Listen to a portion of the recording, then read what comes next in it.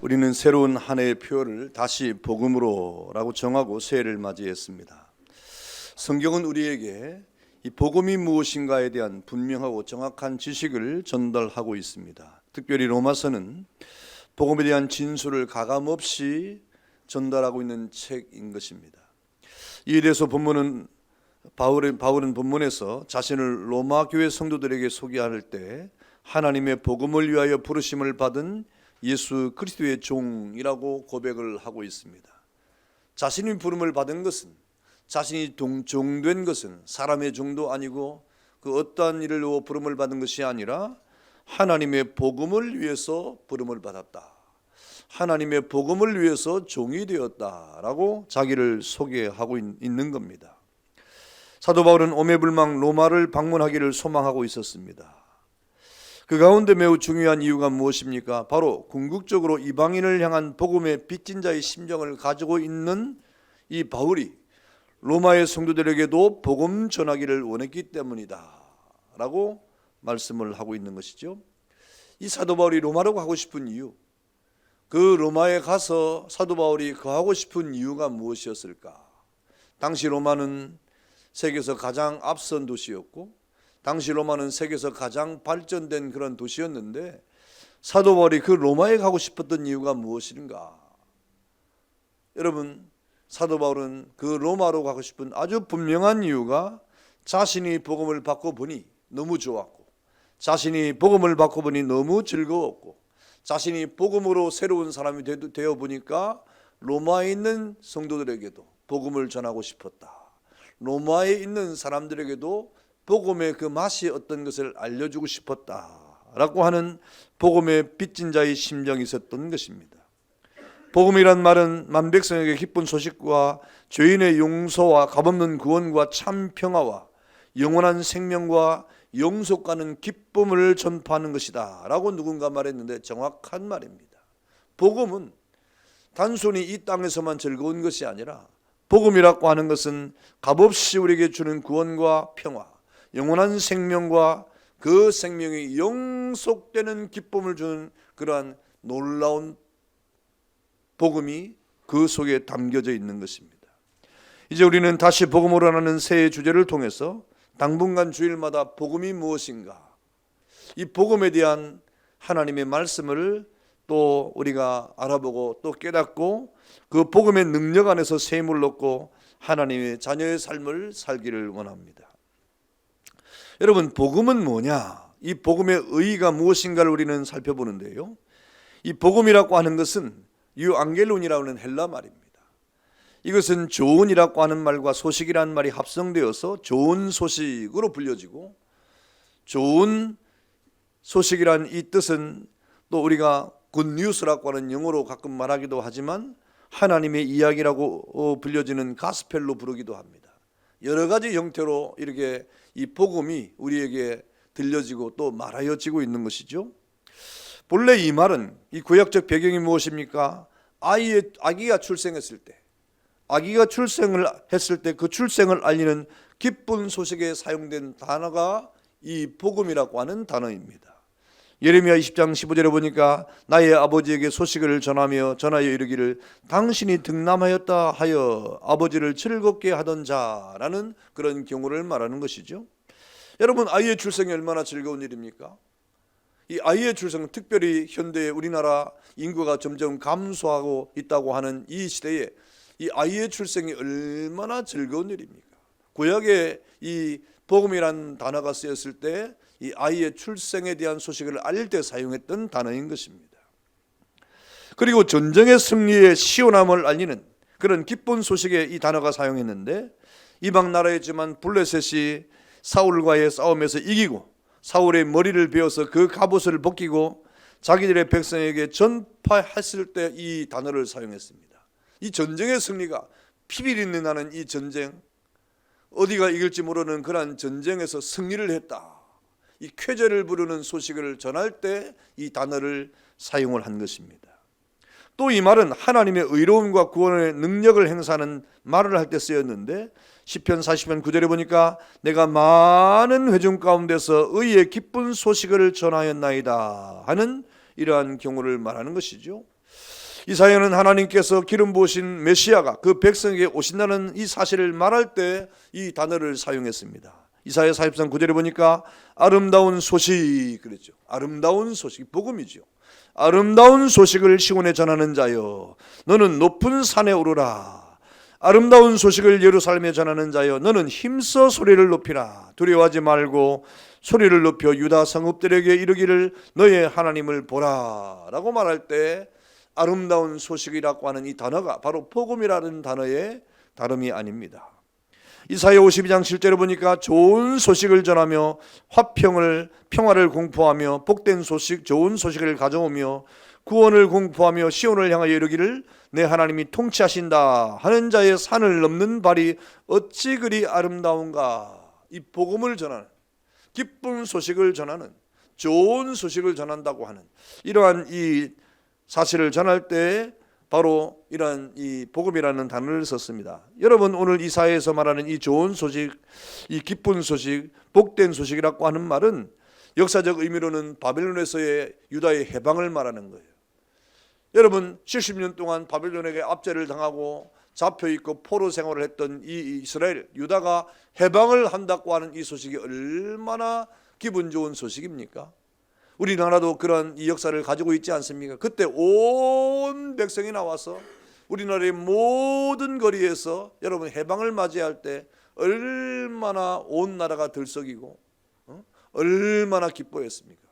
월드컵에 16강만 올라가도 얼마나 온 나라가 들썩이는데 해방을 맞이했다고 할 때 그 기쁨이 얼마나 크겠습니까? 그때 사용했던 그 소식을 전한다고 하는 이 단어가 바로 이 복음이라고 하는 단어로 사용된 것입니다.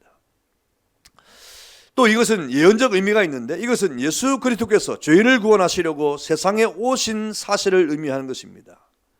그래서 이 땅의 죄인들을 향하여 예수님이 오신다 하는 이 소식을 전할 때 이 복음이라는 단어를 지금 성경에서 사용하고 있는 것이고 또 선교도상에 있는 교회사적 의미로는 바로 지금 오늘날 우리가 복음 전파하는 이 모든 사도들과 선지자들을 의미하고 있는 단어가 이 복음이라고 하는 단어입니다. 이 복음이라는 단어가 이렇게 폭넓게 사용되고 있는 것이죠.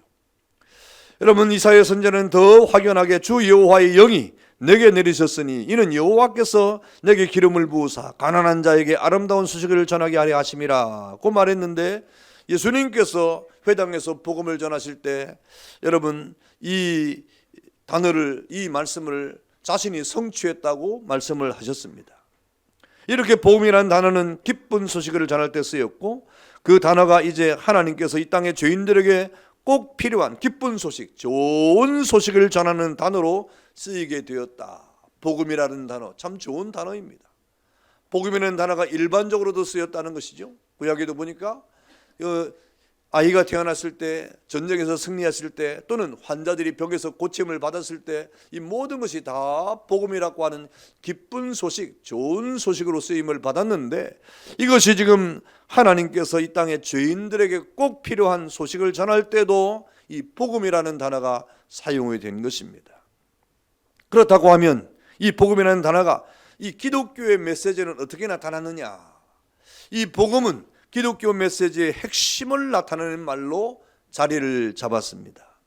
여러분 이 세상에도 기쁜 소식을 알리는 단어로 쓰인 복음이 이제는 하나님의 뜻을 죄인들에게 나타내는 단어로 쓰이면서 우리에게는 없어서는 안 되는 단어로 자리를 잡았습니다. 그래서 이 복음이 이제는 세상에서 좀 사용되다가 이제는 완전히 하나님의 나라에서만 사용되는 그런 단어가 되고 말았어요. 그래서 복음 그러면 교회에 전용하는 단어, 복음 그러면 하나님의 뜻을 이 땅에 전파하는 단어라고 이렇게 규정되고 있는 것입니다. 여러분 마치 십자가라는 죄인의 형틀이 있었는데 이제는 그 십자가가 어떤 것입니까? 이제는 죄인의 형틀이 아니라 기독교의 사조의 상징이 된 것과 같이 복음이 그렇게 자리를 잡았다 하는 것이죠. 여러분 오늘 기독교의 복음의 메시지의 핵심이 무엇입니까? 이것은 하나님의 복음이란 말로 오늘 본문이 말씀을 하고 있어요. 1절에 보니까 사도 바울이 부름을 받은 것도 하나님의 복음을 위해서다 그랬습니다. 또 마가복음 1장 14절에 하나님의 복음이라는 말이 또 나오고, 데살로니가전서 2장 2절과 8절과 9절에 보니까 하나님의 복음이라는 말이 반복적으로 사용되고 있습니다. 여러분, 이 말은 이 복음의 구원적 유래와 그 신적 유래를 뜻하는 것. 어저께도 말씀드렸지만 이 복음은 어디로부터 온 것이라 이 말입니까? 하나님께로부터 왔다는 말이에요. 그래서 이것은 하나님 자신으로부터 죄인들에게 보낸 구원의 복음을 의미하는 것인데, 여러분, 그러면서 성경에 보니까 사도행전 20장 24절에 보면 내가 달려갈 길과 주 예수께 받은 사명 곧 하나님의 은혜의 복음을 증거하는 일을 마치려 하면은 나의 생명을 조금도 귀한 것으로 여기지 않는다. 사도 바울이 자신이 복음을 전할 때 자기 생명마저도 조금도 귀한 것으로 여기지 않는 이유가 뭐냐? 바로 하나님으로부터 우리에게 주신 은혜의 복음을 전파하는 일을 위해서 그렇게 나는 내 생명을 조금도 아깝게 생각하지 않는다 그랬습니다. 여러분, 기독교에서 이 복음의 핵심적 가치는 하나님의 복음이란 말이에요. 하나님의 복음이다. 두 번째는 무엇입니까?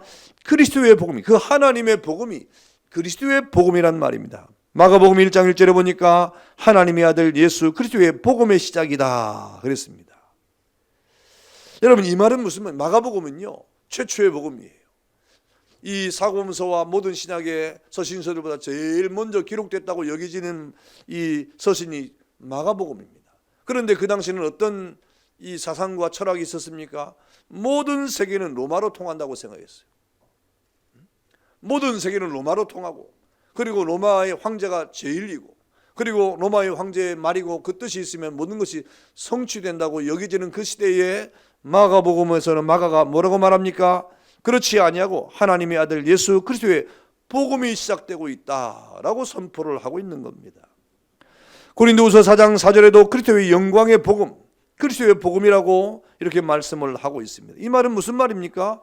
하나님의 복음이 이 죄인의 세상에 나타나게 되었는데 그 복음의 본체가 뭐냐? 어떻게 나타났느냐라고 할 때 바로 그리스도의 복음으로 나타났다는 말입니다.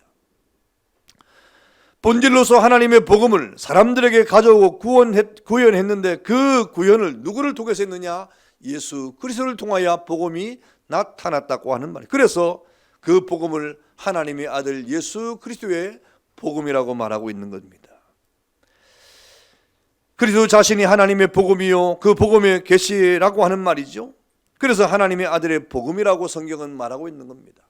하나님께서 이 땅에 복음을 나타내셨는데 그것을 어떻게 나타나셨느냐? 뭐 비로 나타냈느냐, 구름으로 나타났느냐, 햇빛으로 나타났느냐, 그렇지 않고 예수 그리스도로 복음의 본체를 드러내셨다는 말입니다. 또 이 복음은 무엇입니까? 세 번째로 보니까 천국 복음이라고 그랬어요. 또 다시 말하면 하나님 나라의 복음이라고 말씀을 하고 있습니다. 복음의 기독교적 핵심 가치죠. 마태복음 24장 14절에 보니까 천국 복음, 그 복음을 향해서 천국 복음이라고 말했고, 또 마가복음 1장 15절에 보니까 하나님 나라라고 말했고, 마태복음 9장 35절에 보니까 예수께서 천국 복음을 전파했다고 말씀을 하고 있습니다. 그러니까 이 복음을 이 땅에 예수 그리스도를 통해서 나타냈는데 그 나타낼 때 그러면 그 복음을 통해서 무엇을 이루기를 원했느냐? 하나님의 나라를 이루기를 원했다는 거예요. 그 복음 안에는 하나님의 나라가 있다 이 말입니다. 여러분, 이 세상의 나라, 사탄의 나라, 어둠의 나라, 악한 영들의 나라, 죄와 사망의 나라에 사는 우리 아닙니까? 예수님께서 땅에 오실 때 빛으로 오셨습니다. 자기 땅에 빛으로 오셨는데도 불구하고 이 세상이 어두워서 그 빛 대신 주님을 알지 못했다고 말하지 않습니까? 그만큼 우리는 어두운 세상에 살고 있어요. 죄악된 세상에 살고 있어요. 여러분, 우리는 이 세상에 정말 사단의 어둠의 나라에 공중의 권세 잡은 그런 자의 나라에 우리는 살고 있지 않습니까? 죄악의 그늘이 가득 찬 이 세상에 살고 있는데 오늘 이 복음은 우리에게 뭐를 말씀해 주고 있습니까? 우리에게는 하나님의 나라가 있다. 우리에게는 영원한 주님의 나라가 있다 라고 하는 이 말씀이 복음이라 이 말입니다. 죄악된 세상에 살고 있는 하나님의 백성들에게, 여전히 죄악 가운데 허덕이고 살고 있는 죄인들에게 하나님의 나라가 있다고 하는 것이 복음이에요. 주님의 나라가 있다고 하는 것이 좋은 소식일 수밖에 없는 겁니다. 유한의 나라, 무질서의 장막의 나라에 사는 인생에게 영원한 하나님의 나라, 천국이 있다고 하는 것은 복음이 아니겠습니까? 이 세상의 나라로 사는 것이 끝이다, 이게 아니라 우리는 영원한 하나님의 나라가 있다, 이 복음 안에 그 메시지가 들어가 있다 이 말이에요. 그러니 그 하나님의 나라의 복음을 듣는 자들이 얼마나 기뻐할 수가 있겠느냐, 이것이 복음이라 이 말입니다. 여러분, 이 복음을 또 성경이 뭐라고 말합니까? 나의 복음 또는 우리의 복음이라고 말했습니다. 고린도서 4장 3절에 보니까 우리의 복음이라고 그랬어요. 데살로니가전서 1장 15절에 보니까 또 거기에도 우리의 복음이라고 말했고, 디모데후서 2장 8절에 내가 전한 복음이라고 또 표현했습니다. 또 빌레몬서 1장 13절에는 내 복음이라고 말했고, 갈라디아서 1장 11절에 내가 전한 복음, 로마서 16장 25절에 보니까 나의 복음이라고 계속해서 성경에 보니까 복음과 함께 나의 복음, 내가 전한 복음, 내 복음이라고 하는 말이 얼마나 많이 나오는지 모릅니다. 도대체 이 내 복음, 나의 복음, 우리의 복음이란 말이 무엇입니까? 이러한 성경의 표현은 두 가지 의미가 있어요. 두 가지 의미가 있는데, 첫 번째는 이 복음이 바로 죄인된 나를 위해서 왔고 또 나를 위해서 있었고 그 복음이 나에게 소유되었다. 그래서 나의 복음이란 말이에요. 그 복음이 나를 향해 왔단 말입니다. 그래서 나에게 자리를 잡았고 내 안에 있고 내 소유가 되었고 그것이 내 안에서 발견된다. 이 나의 복음이란 말이에요. 여러분, 이 복음이 여러분 안에 발견되고 있습니까? 이 복음이 나의 복음이 되고 있는가? 우리는 우리 자신의 이 복음의 자리를 확인해야 됩니다. 그래서 성경은 계속해서 특별히 사도 바울이 내 복음이라고 강조하고 있어요. 얼마나 자기 안에서 이 복음이 발견되고 복음의 능력이 자기 안에서 역사를 하고 이 복음이 자기의 소유가 돼서 얼마나 기뻤는지, 이 사도 바울이 날마다 복음을 전할 때 이 복음은 내 복음이다, 내 안에 자리를 잡고 있다, 내 소유가 되었다, 즐겁다 이 말, 기쁘다 이 말입니다. 여러분, 또 하나의 이 성경 표현의 의미는 무엇입니까? 그러므로 나는 그 복음의 빚진 자로 이 나의 복음을 내가 전파해야 된다라는 의미를 가지고 있어요. 그래서 사도 바울은 내가 전한 복음이라는 말을 쓰고 있는 겁니다. 나의 복음인데 나만 간직하는 것이 아니라, 내 안에만 역사하는 것이 아니라 그 복음이 내가 전한 복음이 되어서 많은 사람에게 전파되어야 된다 하는 의미가 바로 나의 복음, 우리의 복음이라고 하는 이 복음의 가치를 나타내고 있는 말입니다. 여러분도 이 복음은 성경에 보니까 어떻게 표현되고 있습니까? 평안의 복음이라고 해서 평안의 복음. 에베소 6장 15절에 보니까 평안의 복음 그랬습니다. 여러분, 이것은 평화의 좋은 소식을 타는 것이죠. 이 소식을 듣는 자들마다 그 마음이, 여러분, 속이 시끄럽고 그 마음에 여러 가지 갈등이 벌어지고 그 마음에 여러 가지 얼마나 복잡한 인생의 삶을 통해서 우리 마음이 여러분 수시로 변덕을 부리는 우리 마음을 가지고 있지 않습니까? 그런데 이 복음을 접하고 복음을 나의 복음으로 받아들이는 자들에게는 어떤 일이 벌어지느냐? 평안이 싹트게 된다는 거예요. 평안이 싹트게 된다는 말입니다.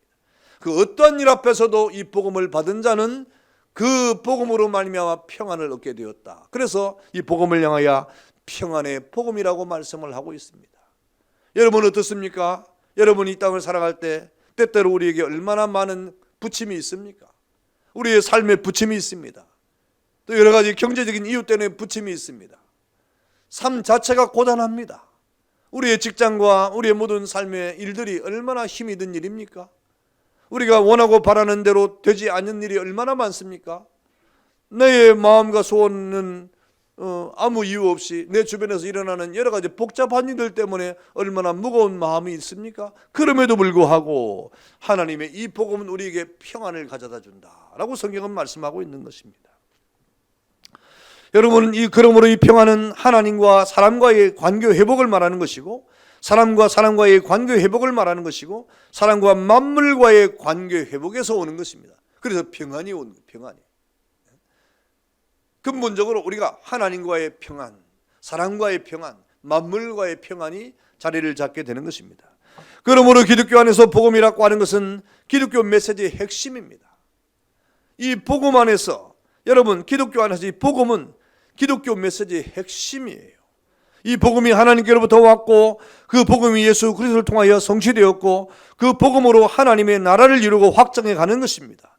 이 복음이 나의 복음이 되어서 증거되고 전파되어야 되는 것이고, 그 결과 복음으로 말미암아 우리는 화평을 이루고 평화를 이루는 하나님의 백성이 되었다. 여러분, 이 복음의 가치가 얼마나 중요한 것인가를 우리에게 말씀해 주고 있는 거예요. 이 복음으로 말미암아 이러한 복음의 놀라운 은혜가 여러분에게 있기를 주의 이름으로 축원합니다. 그렇다고 하면 이 복음의 본질은 무엇인가?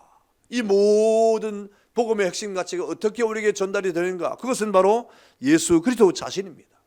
그 복음의 본질은 다른 데 있지 않아요. 예수 그리스도 자신입니다. 바울은 로마에서 구원의 복음의 구약적 배경을 말하고 있는데 로마서 1장 2절에 보니까 이 복음은 하나님이 선지자들을 통하여 그의 아들에 관하여 성경에 미리 약속하신 것이다 그랬어요. 그래서 이 사도 바울이 이 복음을 로마에 전하기를 원했는데 이 복음을 저는 이미 선지자들을 통하여 구약의 선지자를 통하여 하나님이 그 아들에 관해서 이미 약속하신 것이다. 새로운 것이 아니라 이 말입니다. 우리가 몰라서 그랬지 사실 알고 보면 이미 하나님께서 이 구약의 선지자를 통하여 그 아들에 관하여 이미 이야기한 내용들이다. 그 복음이 지금 우리에게 나타났다는 말입니다.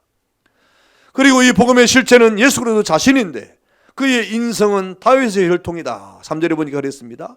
그가 이 땅에 복음 대신 메시아 대신 예수님이 구약의 예언을 따라 이 땅에 오셨다 이 말입니다. 오셨는데 어떻게 오셨느냐? 인성을 따라서는 육신으로는 다윗의 혈통으로 오셨다.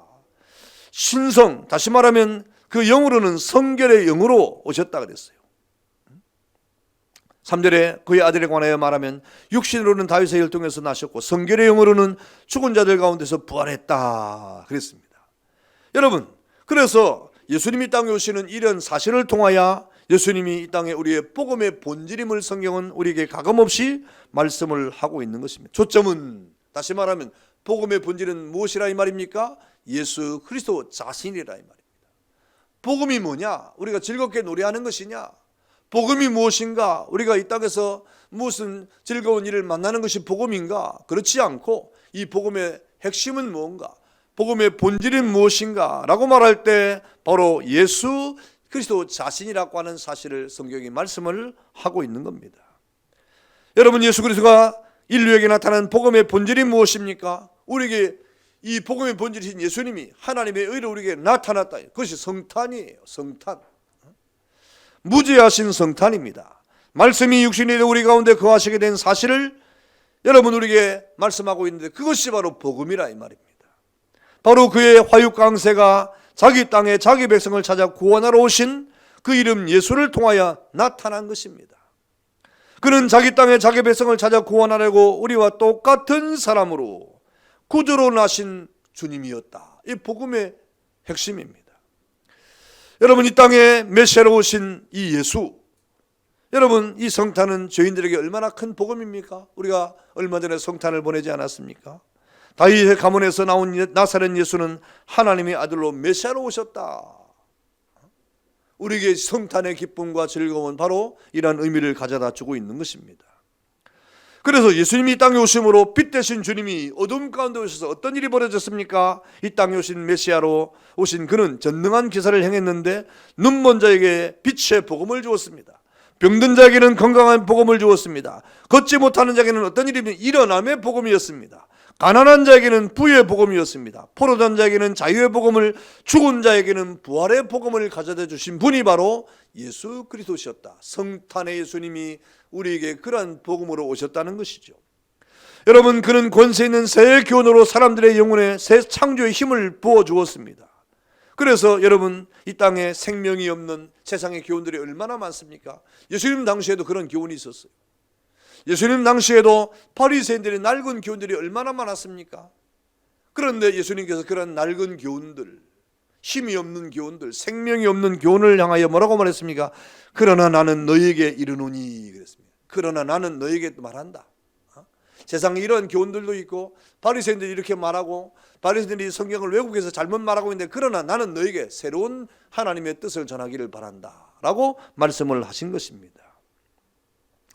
그래서 우리에게 메시아된 예수님께서는 말씀하시기를 나는 길이다, 나는 진리다, 나는 생명이다, 나는 세상의 빛이다, 나는 참 포도나무요 나를 믿는 자는 구원을 얻는다. 나를 믿으라, 나를 따르라, 나로 말미암아 그는 아버지께로 가지 못한다라고 하는 생명의 이 불같은 말씀을 토해내지 않았습니까? 왜? 예수님이 생명 그 자체이기 때문에 그렇습니다. 이 생명의 불을 토하는 메시아의 그 메시지를 듣는 자들마다 여러분 그 말씀이 복음이 되었습니다. 그래서 눈먼 자가 눈을 뜨고 걷지 못한 자가 일어나고 병든 자가 병에서 고침을 받고 여러분 죽은 자가 다시 살아나는 그런 놀라운 복음의 역사가 벌어지지 않았습니까? 왜? 예수님이 이 땅에 복음으로 오셨기 때문에 그래요. 무죄의 성탄의 복음으로 이 땅에 오셨기 때문에 그 복음의 진리를 듣는 자들마다 복이 있었다. 여러분 이 새 아침에 성탄으로 오신 무죄의 성탄의 예수님의 이 복음의 음성을 듣는 여러분 되기를 축원합니다. 이 복음의 음성을 들을 줄 알아야 돼요. 들어야 여러분의 이 심령의 역사가 벌어지는 것입니다. 여러분 그 결과 진리를 듣는 사람이 살아났습니다. 사망에서 생명으로 옮겨지고 말았습니다. 이것이 첫째 부활의 복음으로 우리에게 역사된 것입니다. 여러분 우리에게 나타난 이 성탄의 복음, 이 복음을 통하여 우리에게 하나님의 놀라운 은혜가 있었는데 이 복음의 본질이 예수님이 자신인데 이 예수님 자신은 또 무엇입니까? 십자가의 죽으심이에요. 대속의 죽으심입니다. 그는 우리의 죄와 허물과 모든 것을 대신해서 십자가에 달려 죽으셨다. 여러분 우리 인류의 가장 큰 문제가 무엇입니까? 우리 사람들의 문제가 얼마나 많습니까? 뭐 여러 문제가 많죠. 뭐 경제적인 문제, 사회적인 문제, 자녀의 문제, 가정의 문제, 뭐 여러 가지 문제가 많이 있지만 여러분 그거는 큰 문제가 될 수가 없어요. 가장 큰 문제는 무엇이냐? 그 큰 문제는 우리가 이 땅에서 사망에 이른다고 하는 죽음이에요.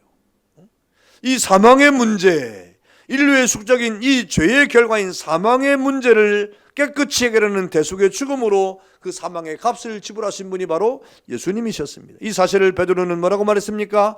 베드로전서 2장 24절에 보니까 친히 나무에 달려 그 몸으로 우리 죄를 담당하셨으니 이는 우리로 죄에 대하여 죽고 의에 대하여 살게 하려 하심이라.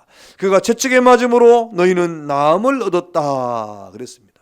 그래서 예수님께서 십자가에서 다 이루었다고 말씀하지 않습니까? 여러분 모든 것을 완성했다는 말이에요. 모든 것을 다 이루었다. 뭘 이루었다 이 말입니까? 예수님께서 하나님의 복음으로 이 땅에 오셔서 이 세상의 죄악 가운데 허덕이고 있는 죄인들을 위해서 대속의 죽음을 이루신 구속을 다 이루었다 이 말입니다. 그 이후로 모든 인류에게는 죄 중에서 살아날 수 있는 법이 생기게 되었습니다. 그것이 바로 십자가와 생명의 법입니다. 여러분 우리에게 살아날 법이 생겼어요. 모든 인류에게 똑같은 죽음이 찾아왔는데 그 죽음 가운데서 살아날 수 있는 법이 길이 열렸어요. 그 길이 바로 예수 믿는 길임을 믿기를 축원합니다. 다른 길이 없어요. 그래서 예수님이 이 땅에 오셔서 자신의 이러한 대속의 죽음을 통하여 오직 이 복음의 본질은 예수 그리스도심을 나타내주고 있는 것입니다. 여러분 주님은 또 우리에게 사흘 만에 부활의 영광을 나타내 주었습니다. 사흘 만에 부활하셨습니다. 이것은 기독교 최후의 승리의 선언의 복음입니다. 여러분 그 부활은 잠자는 모든 신자들의 부활의 첫 열매가 되셨다. 다시 말하면 여러분 예수님이 부활하심으로 그 뒤를 따라서 우리가 다 부활한다 이 말입니다. 예수님은 부활의 첫 열매가 되었다. 그리고 우리는 그 뒤를 따라 주님처럼 부활하게 될 것을 믿으라고 하는 말입니다. 고린도전서 15장 20절에 보니까 그러나 이제 그리스도 예수께서 죽은 자 가운데서 다시 살아나사 잠자는 자들의 첫 열매가 되셨도다 그랬습니다. 사망의 승리를 끝장내고 이제는 우리에게 그 위대한 부활의 영광을 나타내신 것입니다. 이것이 여러분 생명의 원동력이에요. 그래서 교회가 막 일어났습니다. 여러분 초대교회가 왕성하게 일어난 이유가 바로 이 부활의 복음 때문에 그런 거예요. 여러분 엠마오로 가던 두 제자가 예수님이 십자가 사건 때문에 얼마나 실망하고 그 고향으로 가다가 터덜터덜 걸어갔습니까? 그것이 그 당시의 시대상을 비춰주는 거예요. 예수님이 십자가의 죽음 앞에 많은 주님과 관계했던 사람들이 주님이 자신들에게 정치적인 해방자로, 인생의 해방자로, 자신의 좀 가려운 데를 긁어주는 자로, 좀 우리의 부족한 것을 채워주는 자로 그렇게 생각하고 주님을 따라다녔습니다. 얼마나 많은 무리들이 주님을 따라왔습니까? 그런데 그렇게 영웅시했던 그 당시의 히어로가 되신 예수님이 갑자기 십자가에서 힘없이 죽는 모습 앞에 다 실망했습니다. 도망쳤습니다. 숨어버리고 말았습니다. 그 두 제자도 자신의 고향으로 돌아가면서 이제는 모든 것이 끝났다 하고 자포자기하는 걸음으로 가지 않습니까? 그때 부활의 주님이 그들과 동행하면서 그 성경에서 나타난 자신에 관한 모든 예언들을 다 풀어 말씀해 주지 않습니까? 그래서 저희의 마음이 뜨거워졌다 그랬습니다. 여러분, 이렇게 이 부활이라고 하는 것은 생명의 운동력이 돼가지고 그렇게 실망하고 시리에 빠지고 자신의 위주로 살아갔던 모든 사람들에게 새로운 용기와 새로운 힘과 새로운 그 삶을 허락해 주어서 교회가 일어나기 시작했어요. 그래서 예루살렘 교회가, 그래서 여러분 이 초대교회 역사들이 벌어진 것이 아닙니까? 지금도 교회의 생명의 원동력은 부활입니다. 지금도 교회의 생명의 원동력은 주의 부활을 믿는 믿음입니다. 여러분이 이러한 십자가와 부활의 신앙을 가지고 있을 때 교회는 든든히 서가고 교회는 부흥하고 여러분의 심령은 하나님 앞에 생명의 원동력을 통해서 일어나고 또 승리하고 독수리의 힘을 얻어서 날개치며 올라간 같은 그런 은혜를 받게 될 것이다. 그런 은혜가 있기를 주의 이름으로 축원합니다. 복음의 핵심은 바로 예수 그리스도의 부활이었다. 여러분, 그 주님은 지금 어디에 계십니까? 그는 하나님 우편으로 올려지셨습니다. 그 많은 사람들이 보는 가운데 공공연하게 하늘로 승천했어요. 사도행전 1장 11절에 보니까 갈릴리 사람들이 넋을 놓고, 그런 일이 처음이거든요. 여러분, 우리 가운데 하늘로 누가 이렇게 올라가면 여러분 우리가 어떻게, 우와, 턱이 빠지지 않겠습니까? 그 갈릴리 사람들이 주님의 이 부활의 그 모습을 직접 목도를 했어요. 얼마나 신기했겠습니까? 그래서 턱이 빠지도록 다 보고 있었다 이 말입니다. 그때 전사가 뭐라고 말합니까? 갈릴리 사람들이 그래도 혼이 빠질 것 같으니까 정신을 차리라 이 말입니다. 너희는 지금 올라갈 일이 아니라 이 말이죠. 그러면서 왜 이렇게 하늘을 쳐다보고 있느냐? 너희 가운데 올라가신 그 예수님은 너희가 본대로 다시 오신다 하고 여러분 재림의 약속을 우리에게 해주지 않습니까? 여러분, 하나님 보좌 우편에 지금 좌정해 계십니다. 하늘로 오르신 예수, 우리 예수님이 어디에 가셨느냐? 하늘에 올라가셨다. 여러분, 주님이 하늘에 가셔서 지금 뭘 하고 계십니까? 지금도 항상 살아계셔서 기도하고 계신다 그랬어요. 누구를 위해서 기도하십니까? 이 땅에 남겨진 자. 여러분, 그래서 요한복음에 보니까 예수님의 제사장적 기도가 나오는데 그 기도에 얼마나 우리 주님께서 이 땅에 남겨진 자들을 위해서 간절히 기도한 내용이 나와요. 왜? 이 세상의 어두움 가운데 우리를 남겨놓았으니까 얼마나 예수님이 걱정이 되겠어요. 이 세상의 세파 속에 우리를 남겨놓았으니까 얼마나 예수님이 걱정이 많겠어요. 조금만 돌발에 걸리면 넘어지고, 조금만 힘든 일이 있으면 주저앉고, 조금만 괴로운 일이 있으면 포기하고 하는 우리의 연약성을 알기 때문에 우리를 도우시려고 하는 주님이 그 제사장적 기도를 통하여 얼마나 남겨진 자들을 위해서 기도했는지 모릅니다. 그 주님께서 지금도 하나님 보좌 우편에서 우리를 위해서 기도하고 있다. 할렐루야. 얼마나 감사합니까? 그래서 그 기도의 힘으로 우리가 살고 있는 거예요. 그 기도의 능력으로 우리가 버티고 있는 거예요. 그 기도로 우리가 지금 하나님 앞에 서고 있는 거예요.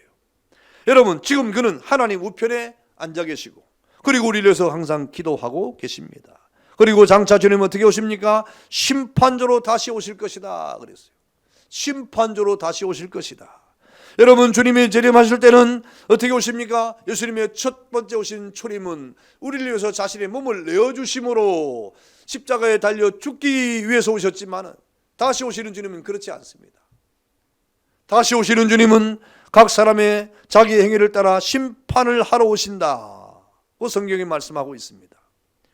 영원히 살아계신 주님은 산자와 죽은 자를 심판하러 다시 오신다고 약속을 하고 있습니다. 천사장의 나팔과 호령과 그 권능으로 이 땅에 철장의 권세를 가지고 오시겠다고 말씀하고 있어요. 그래서 우리는 어떻게 됩니까? 다시 오실 주님을 맞을 준비를 해야 됩니다. 어떻게 준비해야 됩니까? 슬기로운 다섯 처녀처럼 기름을 준비하고 예배적 삶을 살아가고 기도하면서 하나님의 말씀을 따라 주님이 오심을 예비하고 준비하는 여러분 되기를 주의 이름으로 축원합니다.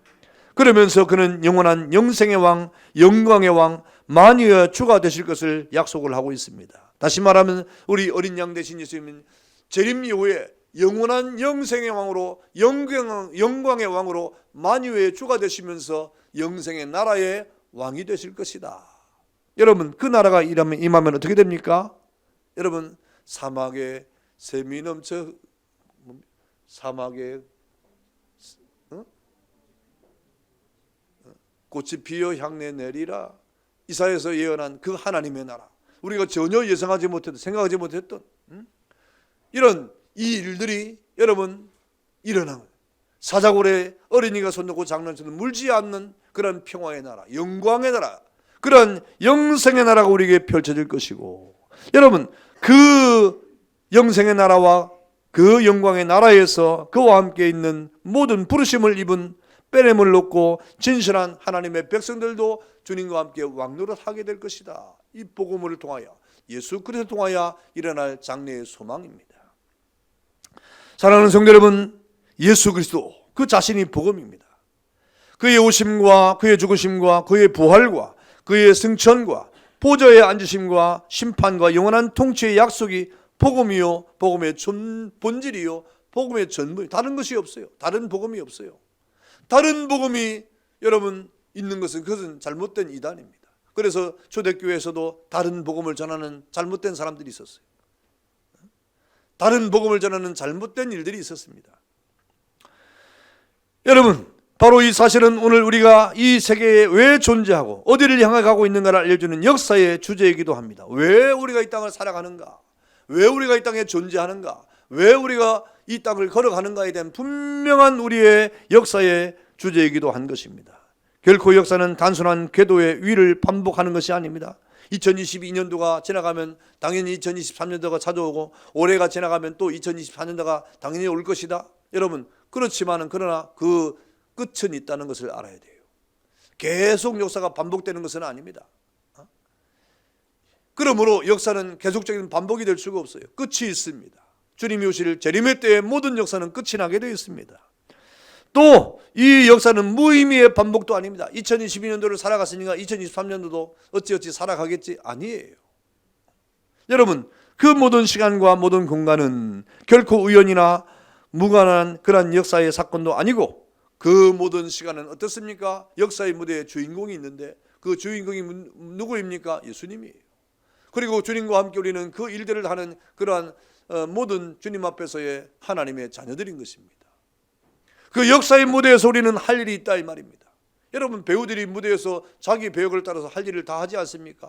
거기서 배역을 하지 않으면 도태되는 것입니다. 그 배역을 감당하지 아니하면 여러분, 그는 그 무대에 설 이유가 없지 않습니까? 그 역사의 무대에 하나님이 우리를 통하여 하실 일이 있다. 여러분, 각자에게 하나님이 사명을 주었습니다. 여러분, 각자에게 하나님이 주신 그런 직분이 있습니다. 그 일들을 통하여 우리는 이 땅에 하나님이 주신 시간과 모든 공간에서 그 목적을 따라 이 땅을 살아가는 하나님의 백성들이 되어야 됩니다. 그것이 바로 복음을 싣고 그 복음이 목적하는 구속사의 역사를 통하여 그 구원의 완성을 향하여 점진적으로 우리가 가는 그러한 과정들이다. 올 한 해도 이러한 구속의 역사의 과정들을 살아갈 그리의 걸음을 걷게 되는 것입니다.